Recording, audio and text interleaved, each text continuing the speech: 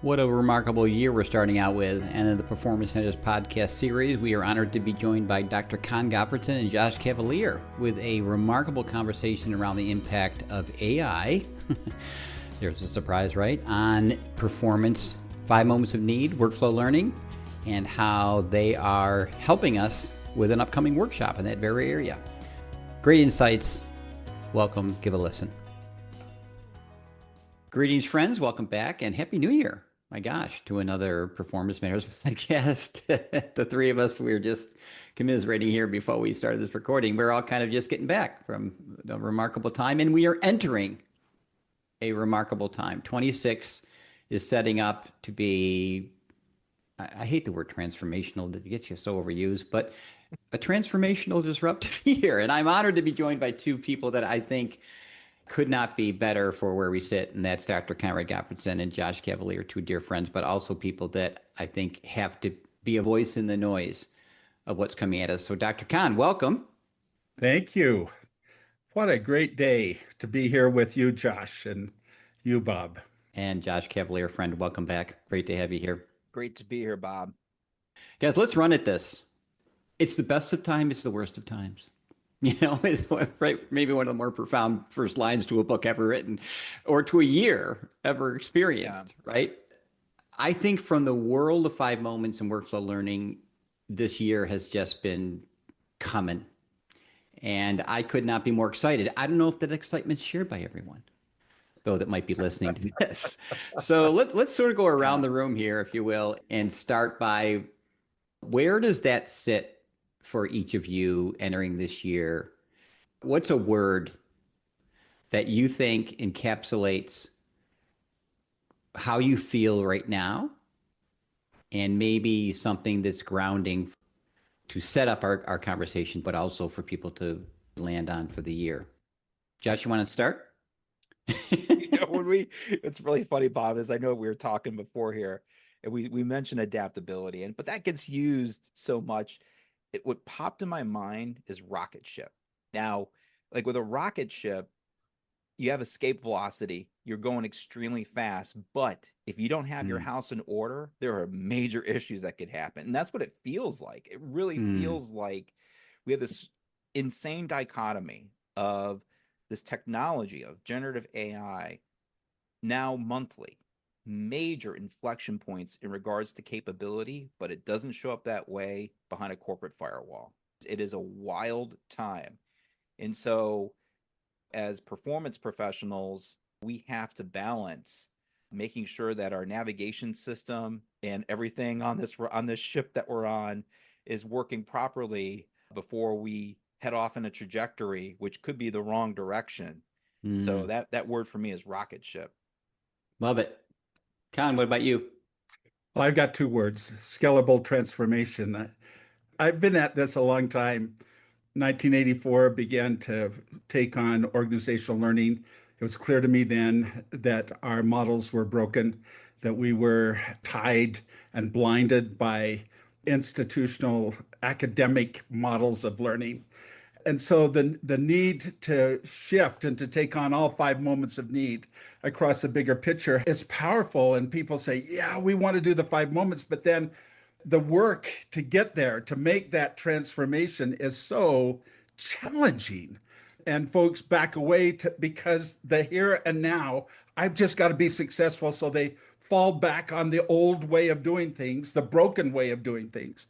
Well, today, we have the ability to scale out with AI to be able to really transform what learning is in the most amazing and remarkable ways with the people strength that we have now. You know, it's interesting, guys. In the rocket ship analogy, Josh, I think about watching a reusable engine land on a floating pedestal in the ocean. Right.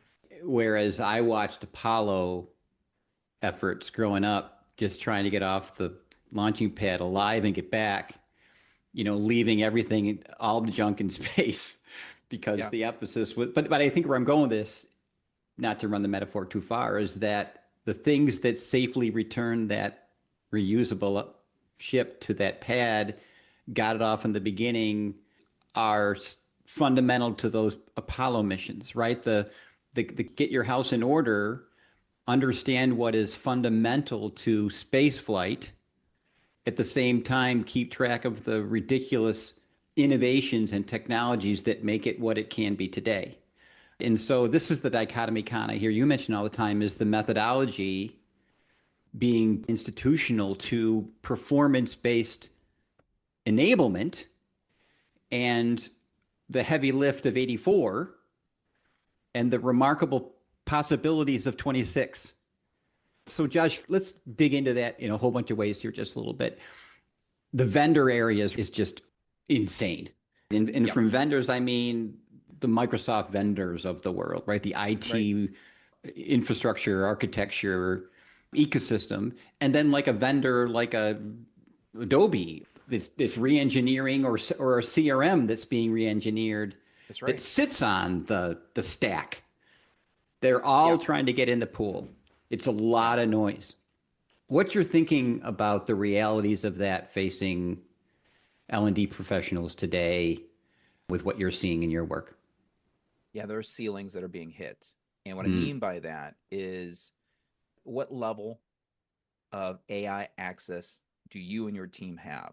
And that essentially is where you are going to be tapping out, whether it be Copilot or just Copilot, or on the other end of the spectrum, I have clients that give their associates access to multiple models securely through a web interface. They're completely on the other side. They're building agents, they're building GPTs, they're building all these things that surface automations and agentic type capabilities. And so we got this wild variance that's happening out there in the marketplace, but all the same time, there is still risk mitigation that's happening on these platforms. There's opportunities that are happening on these platforms. Like I'll give you on the risk side, you have Satya Nadella, the CEO of Microsoft, being looped back into weekly meetings on Copilot for Office or Copilot for Microsoft 365, the CEO, right? Because employees don't understand how to use it successfully. The results are lukewarm. There's all these issues that are going on. Now we take a look at Google and Google Workspace, specifically Notebook LM and what's happening there. Whoa, nobody thought that we would be able to go ahead and have individuals self-select learning content at scale. That has never happened before. So now we have this new reality of performance support happening at scale that is owned by an individual. How does that get managed? And what's the opportunity there? So as we start going down the kind of like the pecking order within the ecosystem here, each and every vendor is putting on top of their platform or their tool access to AI. And that alone is extremely challenging to figure out how does that show up securely? What does that look like in regards to cost and access to associates? It's very, very difficult to again, draw a line on where all this shows up in 26. All I know is that if I'm a leader, I'm going to get close to my vendors and get a line of sight as far as what the roadmap looks like in 26. How does AI show up within those tools and platforms, and how is it going to impact my organization?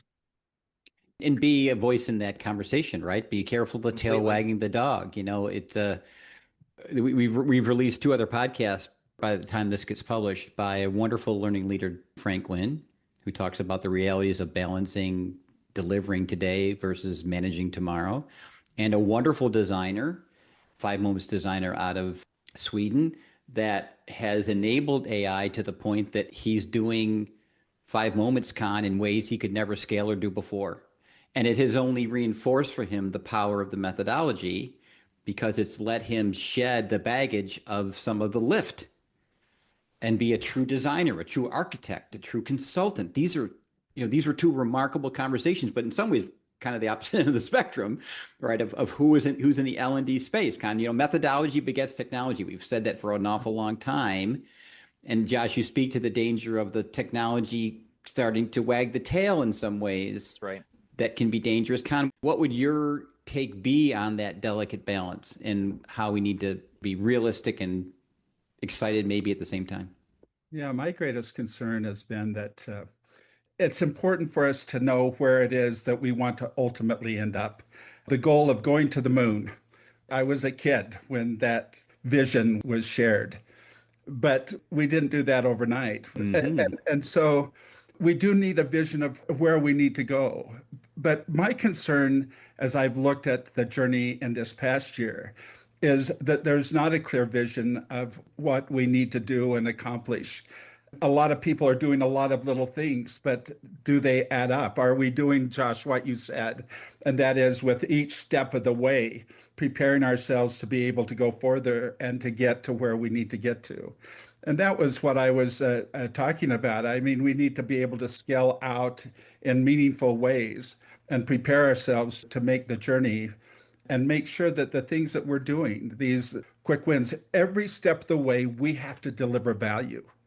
And unless we're delivering value and we can measure and show that value, we will fail. We've done that over and over and over again. And this is a technology we can't afford to mess with and lose the power and the potential of what we can do. Yeah, I mean, you guys, it's funny, it's, Josh, if we can go back to the Cavalier Copilot for as an example, and I want to be awful careful here because we're not bashing any vendor, we're not bashing any Yeah, effort.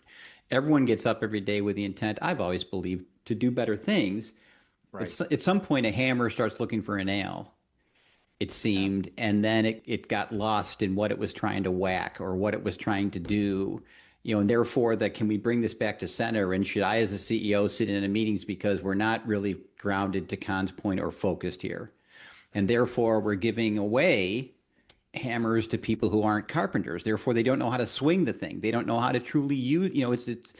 And that's the danger of any tool that I'm not trained in what it can do and how to use it well. We are the architects of those tools. We always have been. We made the mistake in e-learning when it first came out of just basically redoing courses in bad PowerPoint. Well, I don't know about you guys, but at the recent vendor show I went to last year, I saw a lot of underwhelming efforts at AIing training. And it's like, here we go again. And I get it because you grasp at what you know. The low hanging fruit is what you know. But I think the three of us would agree that, holy cow, talk about underwhelming or missing an Yeah. opportunity in where this technology could go and where we could help as learning professionals take it. Right? I mean, what's your take on that? In this vision of where it is that we need to go, where is that? And it seems like that our focus remains on the 10%, 70-20-10, on the formal learning solution side of things. That's where all the hype seems to be.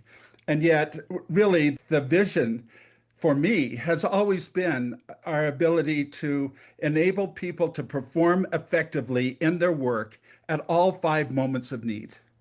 And that is where we need to go. And so the moment of apply, which is the vital moment for every organizational leader, they want their people to perform effectively at the moment of apply and solve and change, but also learn new and more. But we're focusing on fundamentally learn new models that are old. And that's where all the effort seems to be. We need to shift that vision to this broader, more meaningful need that organizations have. So, Con, one of the interesting realities that we are facing in 2026 is as we get true AI capability of task completion being done with efficiency, it is going to begin to erode away not just the mundane, but tasks that people love to do. Mm-hmm. And so we are going to get in this constant flywheel of upskilling and reskilling valuable associates that we need to keep. Role redefinitions are going to happen instantaneously when capabilities come on board with a platform or tool. And so, to your point, the ability to actually go ahead and have the 5 moments of need in the age of AI be dynamic, to be Mm-hmm. understanding what is happening with that individual as far as Yeah. their trajectory within the organization, how the upskilling and reskilling needs to happen in real time. And what Yep. does that look like? How does that show up across the 5 moments? There is no definitive solution on how that shows up, but we have the opportunity with this technology to begin focusing in on implementing pointed solutions within the 5 moments to address this new reality. Not only that, but also how do we handle new hires? How do we handle novices coming in when those mundane tasks are being done with by AI, but yet we need them to be successful in almost getting 2 or 3 years of experience, probably within like 6 months. How does that happen? In case they have to run policy on agents, or where does the coaching come from? Where does the mentoring come from within the Yeah. organization? So a lot of challenges ahead, but tons of opportunities to lean into the 5 moments. Well, and you guys, a fundamental thing of the 5 moments is the workflow. I mean, they're synonymous in many ways. And one of the Right. fundamental principles or practices of the methodology is rapid workflow analysis. And the word rapid, Con at one time used it because we could do it quickly as we did it more. Well, rapid means a very different thing now. And just to your Yeah. point, it means that the Right. workflow is rapidly changing. Yes. It's rapidly changing. And how do you shoot at a target that you don't even know in the first place? That's where it fundamentally Yeah. lands for me.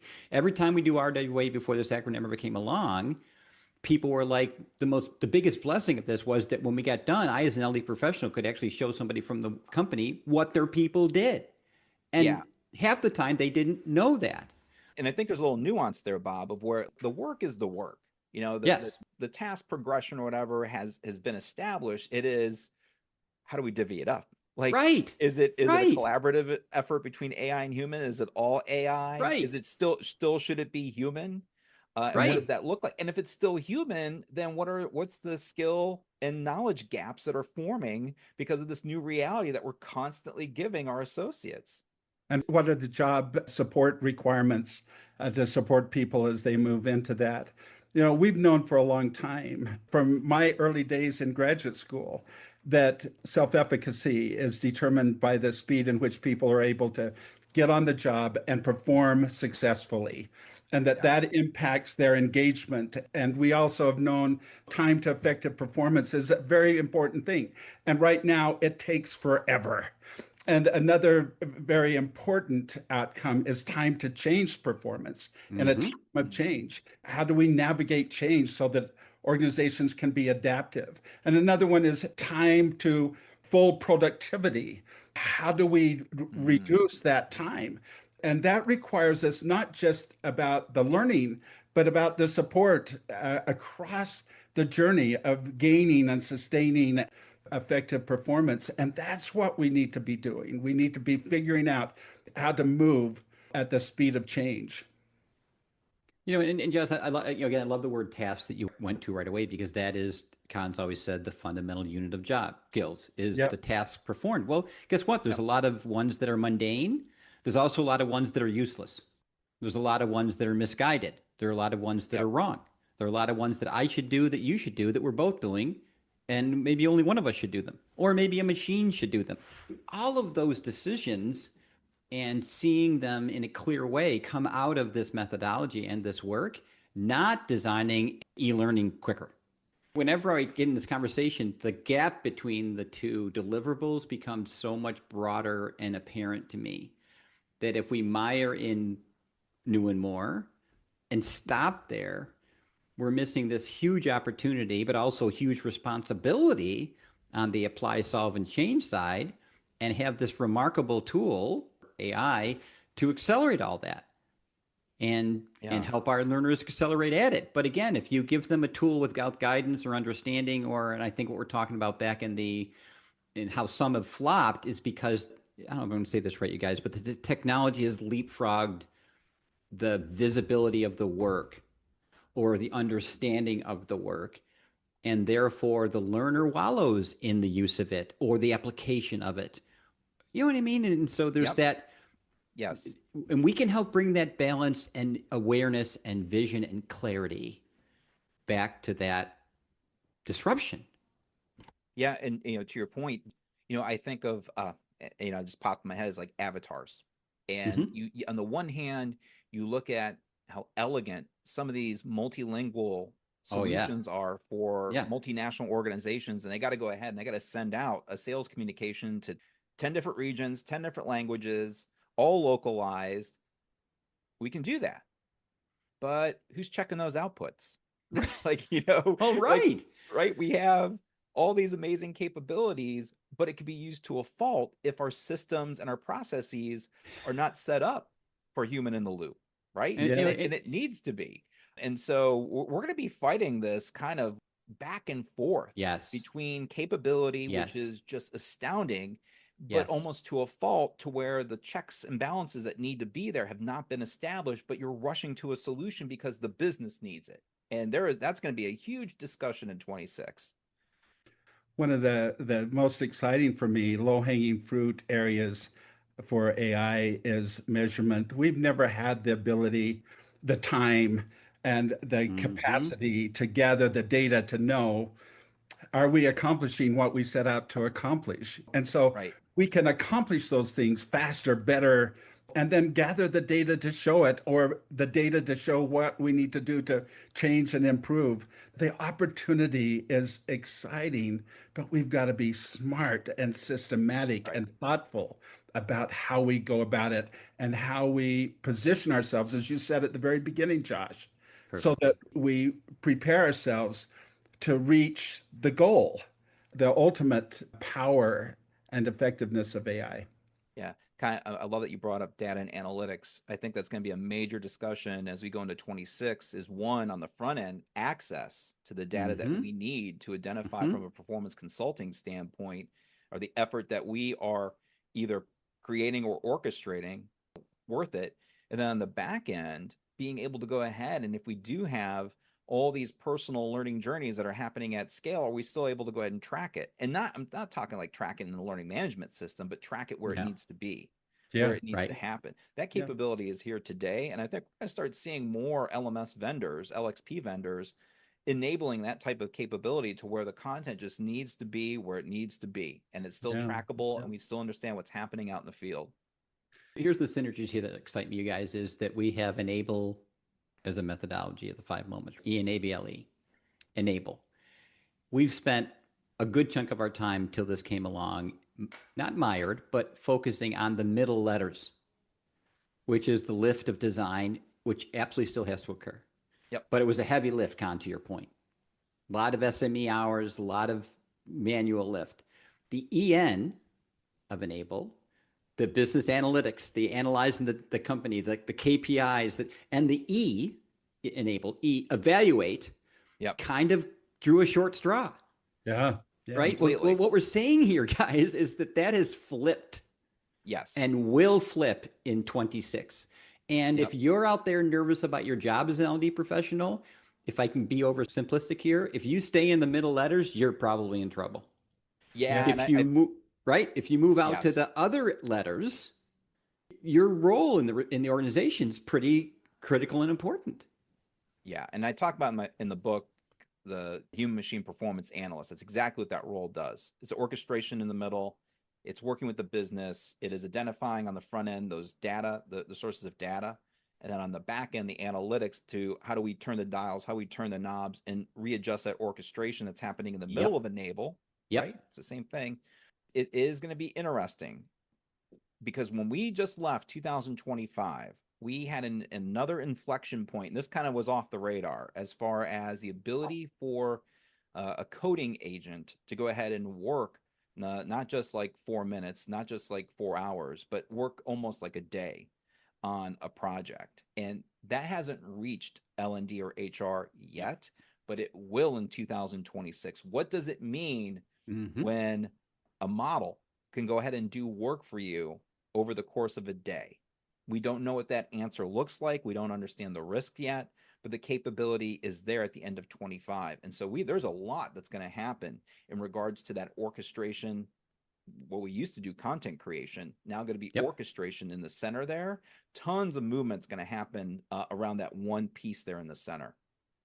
There's one other area, well, there are many areas, but there's one other area that we haven't given the attention to, like measurement and evaluation, that AI can help us step into, and that's content management, keeping content current, keeping solutions vibrant and meaningful.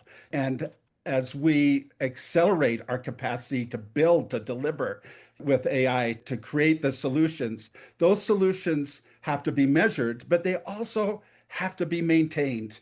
And the maintenance of that is going to become a preeminent challenge for us. And we've got to sort that through in terms of how AI can help us in that arena as well. So, you guys, there's an oversight here we're talking about, right? A strategic oversight, a powerful role that I've heard since the "we don't have a seat at the table" pitch back in 1984. Well, guess what? This is your opportunity for a really important seat at the table, because without it, there's a lot of chaos. And so we're going to bring some semblance to this in a workshop we're working on in many ways. That's what excites me about all of this, because you might be listening going, okay, yeah, but how do I dip my toe in this? Where do I start? What's the first practical step? What are the principles, Con, I should have guiding me as the North Star through all the craziness? We're going to talk about those. Can you guys give us some insights into how those dots connect for you? I know for myself, I'm excited to draw a line of sight for all attendees that are coming. And what I mean by that is, what is the ground truth of their current reality from the tech stack standpoint? What does that look like? And yeah, I mean, yeah, we can get into all like relationships between functions and things like that. But what is the ground truth? What does that look like? And then how can they lean into the 5 moments based upon that current reality? Is it just a prompt? Is it a prompt library? Can they do workflows? Are they doing Copilot agents?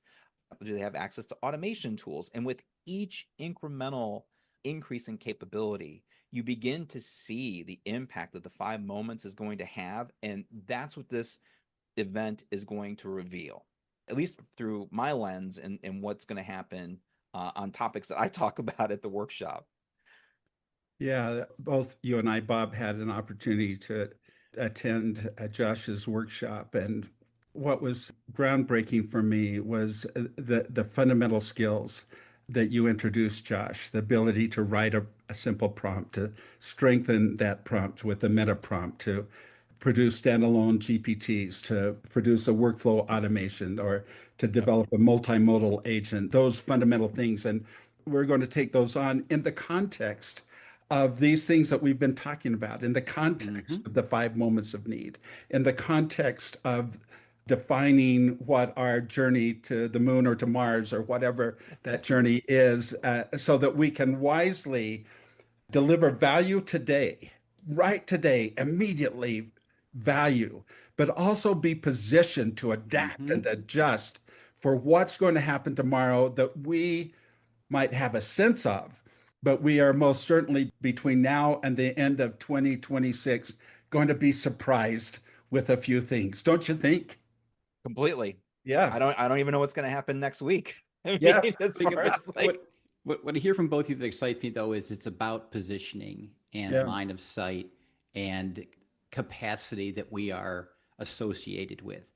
If our capacity sits in moments new and more, and that's what the organization sees as, I think we will be lacking, left behind, minimized, God forbid, replaced, those words that get thrown around, because for the business, those are the 10% of the 90 that it's challenging them. And you're right, you guys, although we can never know the future, we never could, to be seen as those that they want on the discussion with as that journey begins, as the volatility continues, as seen as these performance architects that help understand that balance, Josh, from the tech stack to the methodology. Therefore, you got to be in the room when this latest thing came along. That's the position we want to be in, not the wing of the building people go to for another 5 days of something. right. So, friends, we're so excited to hopefully see many of you in summits in April.